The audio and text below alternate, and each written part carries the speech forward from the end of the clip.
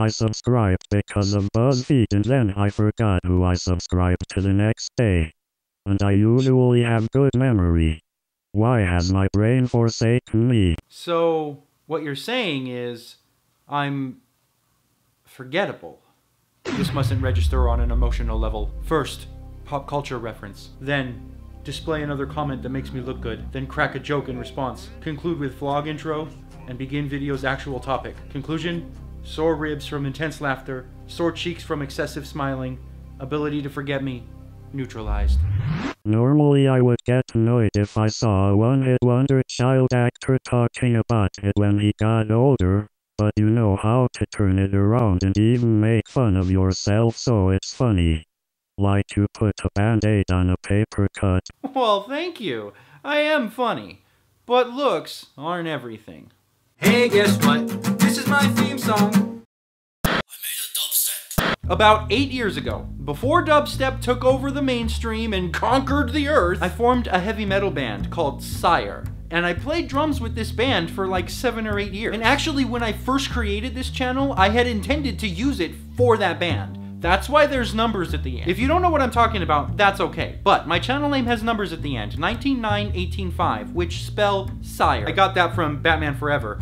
Yeah, I'm a nerd. But that movie came out when I was a kid, and I loved it. There are some live performance videos of that band on this channel, but they're like pages and pages back, and they're not really important. One evening after practice, we were hanging out, drinking, playing pool. We had a pool table in the practice room. How cool is that? We got to talking about the ever-evolving state of music. We were all fans of older music. Myself, I was a big fan of the nu metal movement of the early 2000s. Disturbed, Godsmack, Mudvayne, System of a Down, these were some of my favorite bands. Though I was raised on classic rock, Black Sabbath, Pink Floyd, Jimi Hendrix, Emerson, Lake and Palmer. And of course, my all-time favorite, Led Zeppelin. Yeah, silence after that because they're that cool. Anyway, we all sat around expressing our distaste of the modern music of the time. And I got to thinking about the evolution of music over the decades, and it led me to one logical conclusion. That one day, the main form of music shall be seemingly random and indistinguishable computer noises that won't necessarily even be created by actual musicians on real instruments. And it would have a sound similar to that of a fax machine or a dial-up modem. And the kids of that generation will love it, but it'll sound like gibberish to older generations. Much like the origins of rock and or roll. This sounds like rock and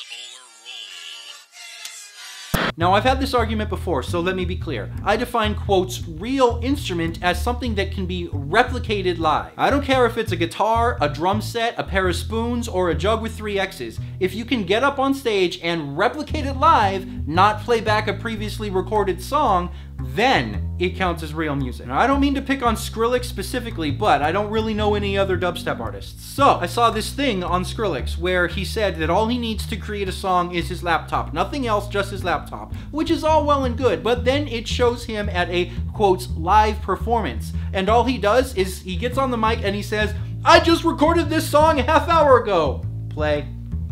Then he steps back and starts to dance. Doing this kind of dancing thing.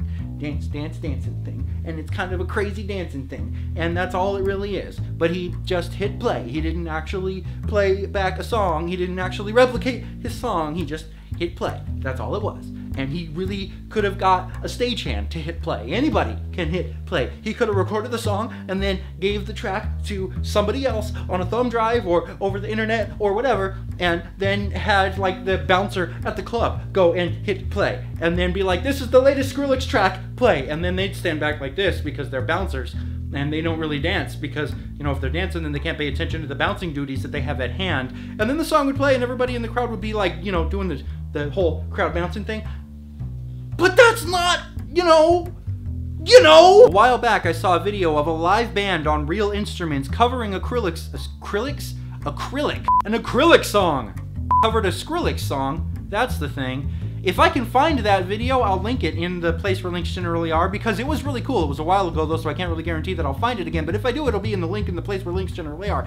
But it was really cool, it was legit. Which means, if Skrillex can put a band together and get on stage and replicate this music live, as that shows that it's possible to do, then it would count as real music. And I know that Skrillex was in a band prior to being Skrillex. I know that he's played a real instrument in a real band. I get that. But this dubstep thing that he's doing, that was real music. But this dubstep thing isn't real music. I don't care if the kind of music that he played before was country or punk or whatever. That doesn't matter. It was real music because it was created by real musicians. You can tell that this is a thing that I'm actually passionate about because how quickly I'm talking about it. If he could do that, which is possible to do, then I would give him credit for being a real musician.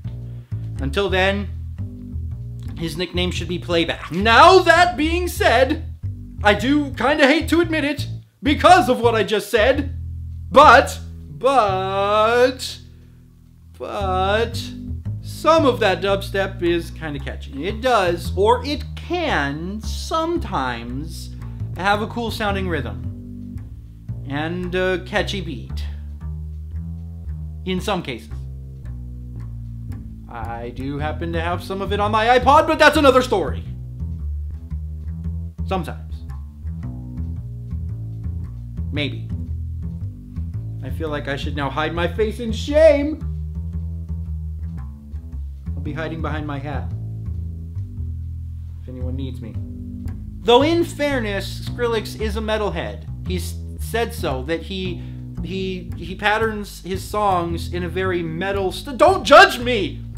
Anyway, I totally called that prediction. I totally nailed it. I didn't expect it to happen quite so soon. I was thinking, 50 years off, but I still called it. Now, I don't know if it was around back then. I know that it wasn't like mainstream and conquered the world like it is everywhere. I didn't actually hear about it till years later when Korn collaborated with Skrillex. That was my first introduction to the world of the dub. And the prediction I made was years before that. Does anybody remember the Burger King ads from the 80s with the children that had all neon and neon glasses that were like pointing on one end and blue hair that was all like bled, That's kind of how actually, that kind of is how it is. I mean, it's not all cartoony. But people have the blue hair and the glasses and the dress like that things. Here's where I'm going with all this. Over the past, 6 or 8 months, I've been working on a project that, if I do say so myself, is pretty cool. I call it Deep Thought, because I'm a nerd. All original music that's a mix of a bunch of different things. My nerdy sense of humor, that's right, nerdy stuff.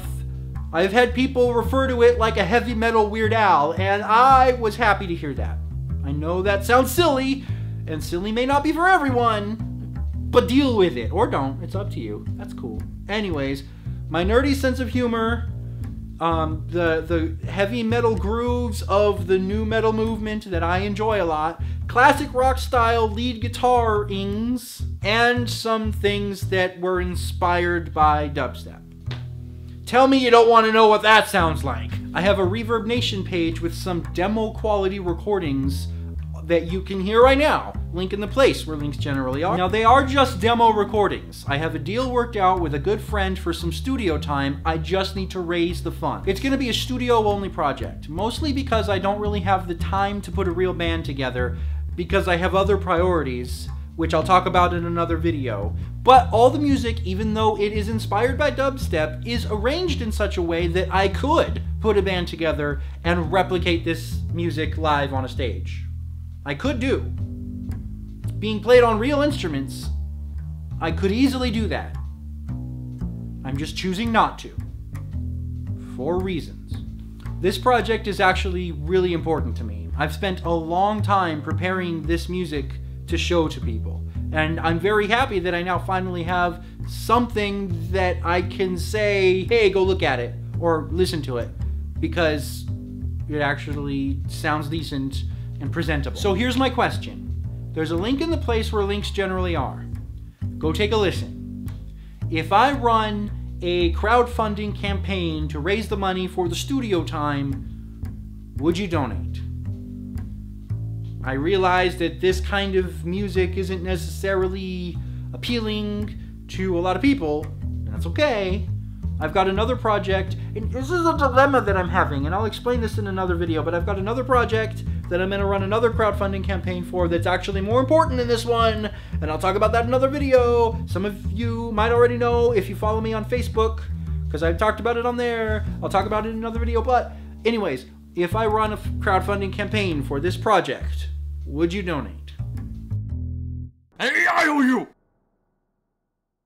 Thank you for watching the Easily Amused Group, the show that can leap tall buildings in a single jump cut.